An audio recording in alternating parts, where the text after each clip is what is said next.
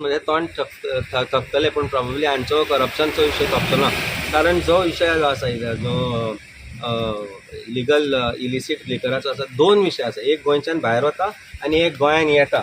So गोंयच्यान भायर जे लिकर वता तातल्यानूय स्कॅम चल्ला, आनी गोंयान येता सोरो जो सवाय सोरो दुसऱ्या स्टेटांतल्यान येता तोय एक स्कॅम आसा. So excise is a big scam, and I think excise department officials, including somebody from the government, is deeply involved in this excise scam. कारण ट्रक सोडून पयलीं तो धांवलो कित्याक ड्रायव्हर, आनी तो एक्सपोर्ट ताच्या बाटल्यांचेर बरयल्लें आसा एक्सपोर्टेड लिकर फॉर एक्सपोर्ट म्हणून. गोंयान कित्याक आयिल्लें तें? गोंयच्यान सोऱ्याचें एक्सपोर्ट जायना.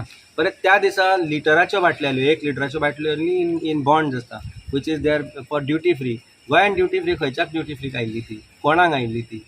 आनी ताजें जालें कितें? सो अडीच कोटीचे जेन्ना ट्रक धरता, तातल्यान nearly loss of every truck is 1 crore. महाराष्ट्रा बॉर्डरींचेर ट्रक धरता, गोंयान कित्याक धरूं ना? तो ट्रक गोंयान पावलो कसो? गोवा पुलिसान ताका चॅक करूं ना वाटे? गोवा पुलिसांतल्या त्या बॉर्डरींतल्यान तो चॅकपोस्टांतल्यान बॉर्डरीच्या भितर आयलो कसो? गोंयाच्या भायर जे अल्कोहोल धरता ते गोंयच्या भायर वता कशें? आनी मेन रोडांतल्यान वता अशें न्ही आड वाटेंतल्यान. महाराष्ट्रा border is checkpost is few 100 meters away, थंय धरता.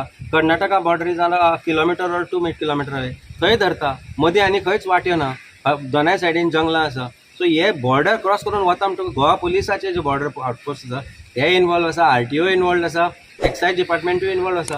फक्त थंय रावन ते 10 रुपया 50 रुपया 100 रुपया घेतात. तुमी पळयलें, तुमी आशिल्ले मरे म्हजे बरोबर आमी पोळ्या चॅकपोस्टार जेन्ना पयशे धरता आसतना ते पळयले ते.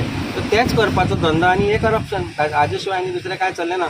Excise is a big scam. It is a largest scam of India according to me, and requires an investigation by Enforcement Directorate and CBI also.